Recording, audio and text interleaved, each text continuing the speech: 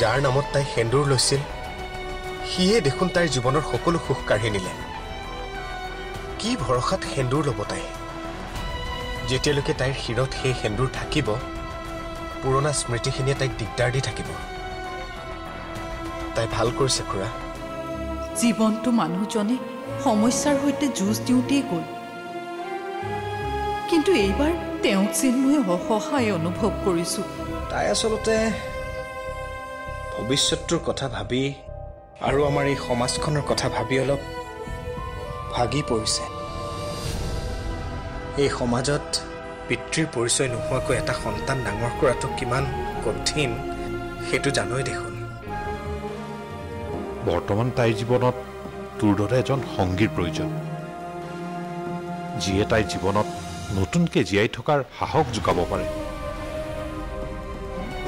কেনেকৈ খুৰী? তুমি কেনেকৈ পাৰিছা নিচিৰ কথা ইমান ভালদৰে ভাবিব? এদিন এই মৰমবোৰৰ বান্ধোনত সোমাবলৈ তাই হাহাকাৰ কৰিব, আৰু মোৰ বিশ্বাস সেইদিন অতি সোনকালেই আহিব।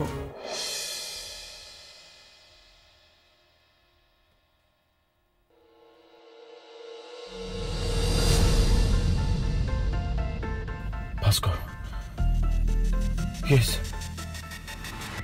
ভাস্কৰ।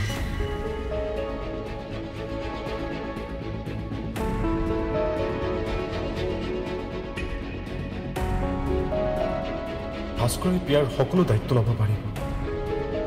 তাক এনেকৈ মোৰ সন্তানটোৰ সৈতে আলৈ আথনি হ'বলৈ দিব নোৱাৰি। আৰু পিতৃৰ পৰিচয়হীন সন্তানে সমাজক কি চকুৰে চাই সেয়া মই ভালদৰে জানো। আৰু যিমান দূৰ মই ভাস্কৰক বুজিছোঁ, প্ৰিয়াৰ প্ৰতি তাৰ হৃদয়ৰ সঁচা মৰম আছে।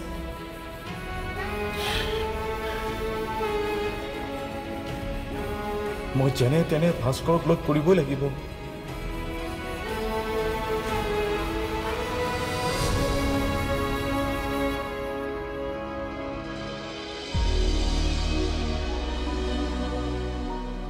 ভাইটি, এনেকৈ কান্দি আছ কিয়? ঐ দাদা, প্ৰিয়াই বৰ বেয়াকৈ ফাঁকি পৰিছে। তাই মোক কি কৈছে জানা?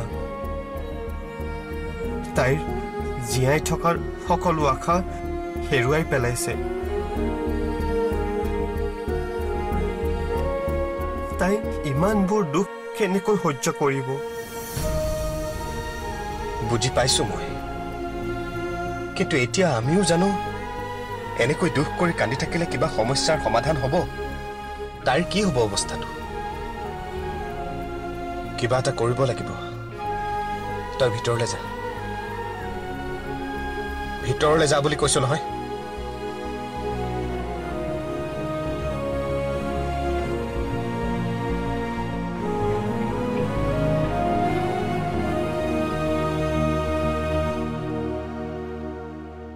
ঘৰখনত এতিয়া কোনে কাৰ দুখ শুনিব? এফালে প্ৰিয়াৰ চিন্তা, আনফালে মোৰ নিজৰ। কোনোফালে একো পথ বিচাৰি পোৱা নাই। কি কৰোঁ?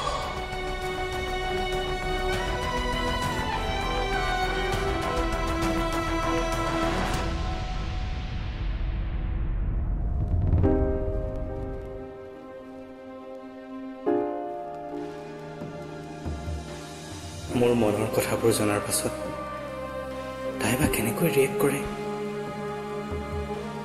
কেনেকৈ বুজাম তাইক?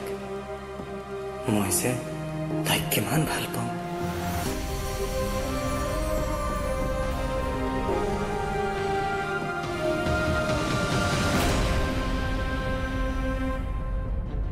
তই? তোমাৰ লগত মোৰ অলপ জৰুৰী কথা আছে।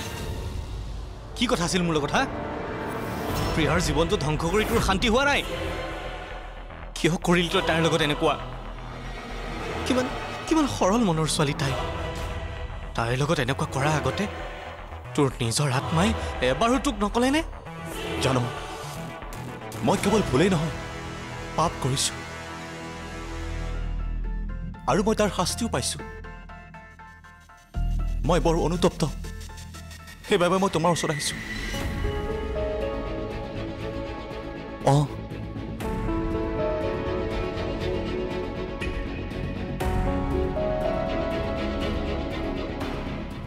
এই পৃথিৱীখনৰ মাত্ৰ মই কেইদিনমানৰহে আলহী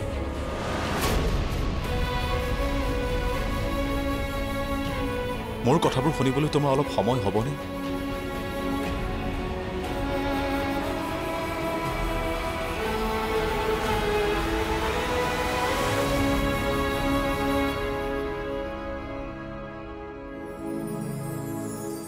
খুৰী হ'ব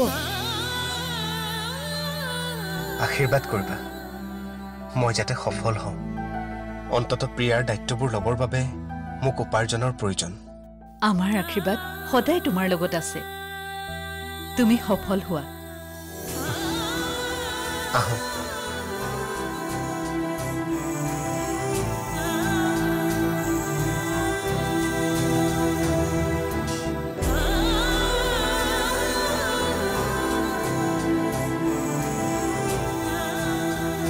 সকলো কথা নিশ্চয় বুজি পাইছা মই তোমাৰ পৰা কোনো কথাই লুকোৱা নাই প্ৰিয়া নিচা ছোৱালীজনীক তুমি সুখী কৰিব পাৰিবা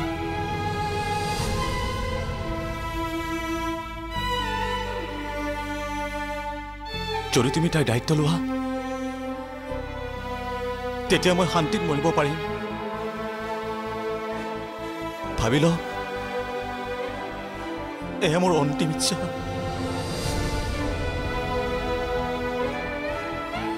তোমাক সলনি দেখি মোৰ ভাল লাগিছে মই চেষ্টা কৰিম প্ৰিয়াক যিমান পাৰোঁ মই সুখত ৰাখিম কিন্তু তাইৰ ইচ্ছা কি মই নিজে নাজানো সঁচা ভাল পোৱাত বহুত শক্তি থাকে দোস্ত তুমি তাইৰ মন জিকিবলৈ নিশ্চয় সক্ষম হ'বা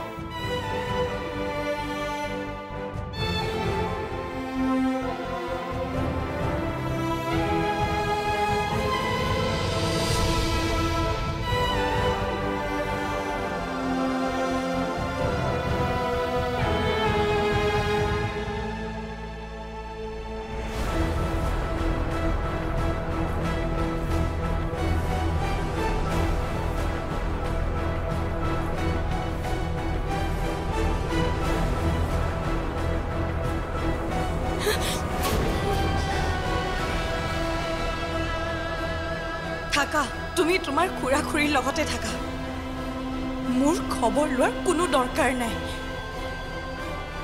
তুমি যেনেকৈ মোৰ অবিহনে সুখী হ'বলৈ শিকিছা তেনেকৈ ময়ো তোমাৰ অবিহনে সুখী হ'বলৈ শিকিম প্ৰীতম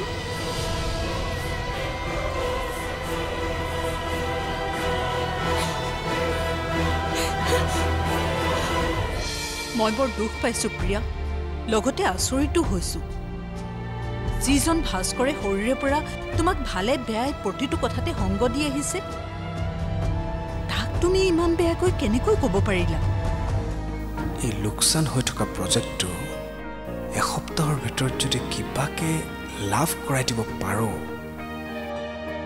আৰু মই যিকোনো প্ৰকাৰে হ'লেও পাৰিবই লাগিব তই তাক তেনেকুৱা ব্যৱহাৰ কৰিব নালাগিছিল মোৰ বেয়া লাগিছে সি তোক ইমান ভালদৰে বুজাই কৈছিল তাৰ মনৰ কথাবোৰ আৰু তই তাক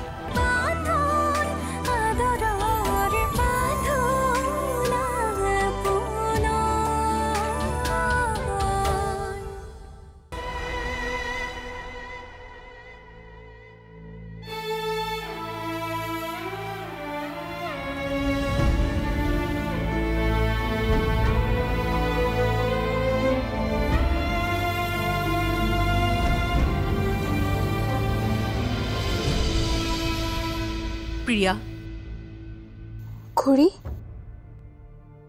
শৰীৰে পৰা তোমাক মানস প্ৰীতমক প্ৰতিটো কথাতে লগ দিছোঁ প্ৰতিটো আবদাৰ পূৰণ কৰিছোঁ তোমালোকক এটা ভাল সংস্কাৰ দিবলৈ যত্ন কৰি আহিছোঁ তুমি হঠাৎ আজি এইবোৰ কিয় কৈছা খুৰী মই আকৌ কিবা ভুল কৰিলোঁ নেকি মই বৰ দুখ পাইছোঁ প্ৰিয়া লগতে আচৰিতো হৈছোঁ যিজন ভাস্কৰে শৰীৰে পৰা তোমাক ভালে বেয়াই প্ৰতিটো কথাতে সংগ দি আহিছে তাক তুমি ইমান বেয়াকৈ কেনেকৈ ক'ব পাৰিলা তুমি নাজানা এইখন ঘৰত তাৰ স্থান কি তোমাৰ খুৰা আৰু মই তাক কিমান মৰম কৰোঁ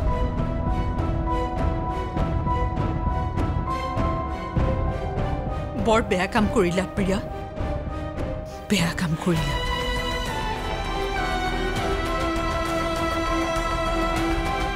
খুৰী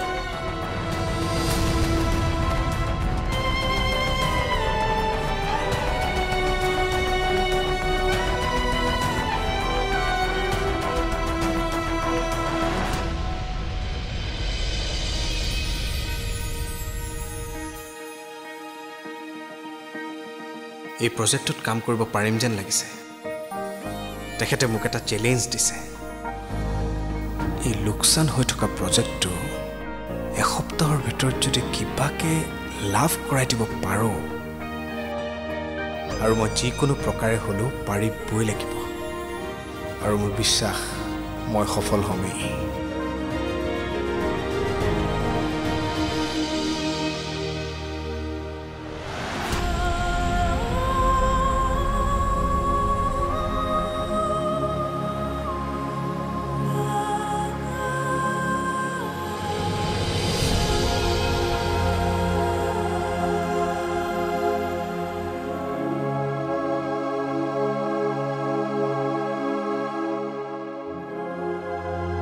ভাস্কৰক তেনেকৈ কথা শুনাই তই কিয় কান্দি আছ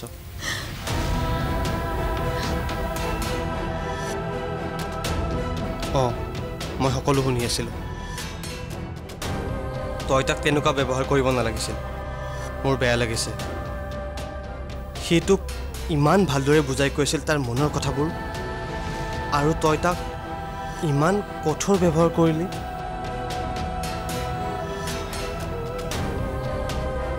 বেয়া নাপাবি কোনোবাই ভুল কৰিলে মই ভুল হোৱা বুলিয়েই ক'ম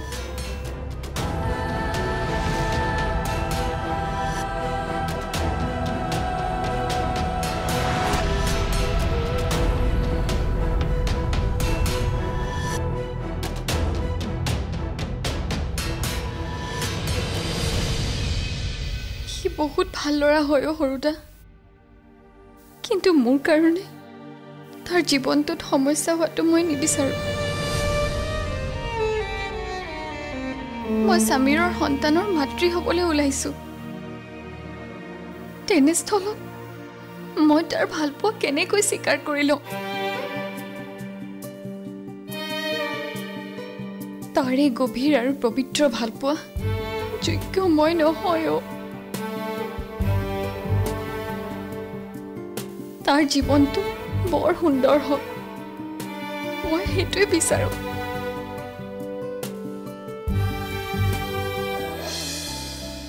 নিচি মাক হ'বলৈ ওলাইছে এবাৰ তুমি তেওঁৰ ওচৰলৈ যোৱাটো ভাল আছিল নেকি ক্ষমা কৰিবা খুৰী তোমাৰ এই অনুৰোধটো মই ৰক্ষা কৰিব নোৱাৰিম প্ৰথমবাৰ সাহস গোটাই মই তাইক মনৰ কথাবোৰ খুলি ক'লোঁ তাইৰ পৰা এনেকুৱা ব্যৱহাৰ পাম বুলি কেতিয়াও ভবা নাছিলোঁ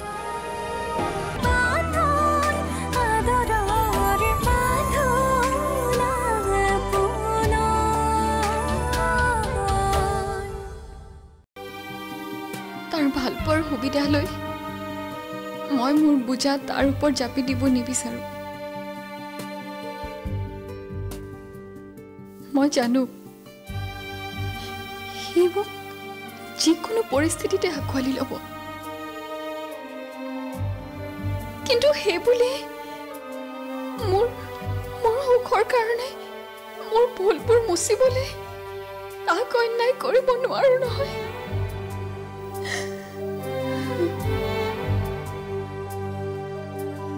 সেইকাৰণে তাক বহুত বেয়া ব্যৱহাৰ কৰিব লগা হ'ল যাতে সি মোক পাহৰি যায় মনৰ পৰা দলিয়াই পেলাই দিয়ে ক সৰুদা মই জানো ভুল কৰিছোঁ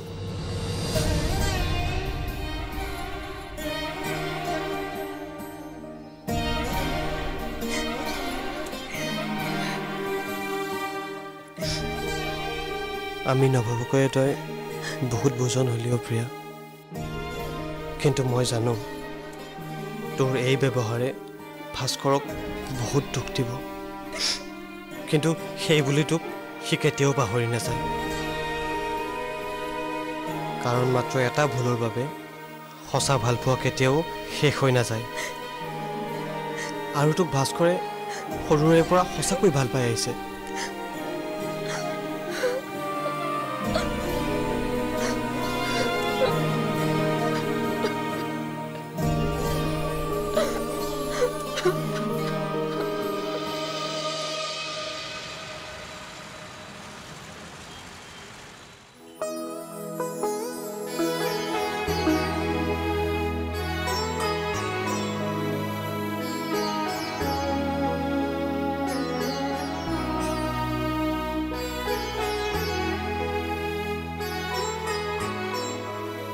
খুৰী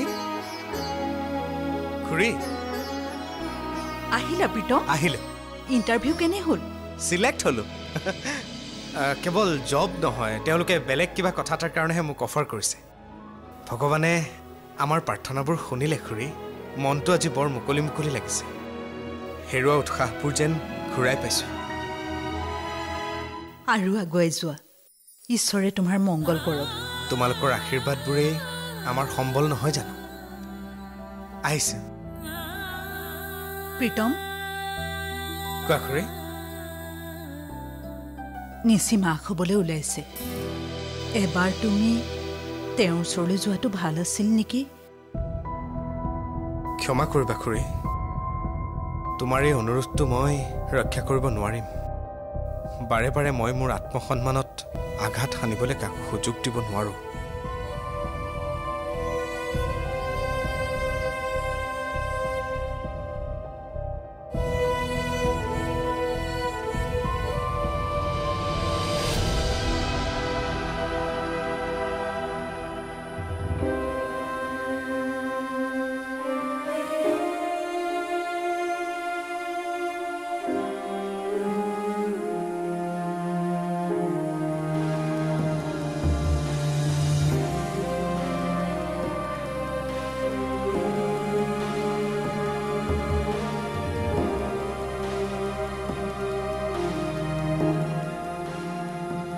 ওৰ পৰা ঠোঁট ঘূৰি ফুৰিছোঁ, কিন্তু মই যেন ক'তোৱে শান্তি পোৱা নাই। প্ৰথমবাৰ সাহস গোটাই মই তাইক মনৰ কথাবোৰ খুলি ক'লোঁ। তাইৰ পৰা এনেকুৱা ব্যৱহাৰ পাম বুলি কেতিয়াও ভবা নাছিলোঁ।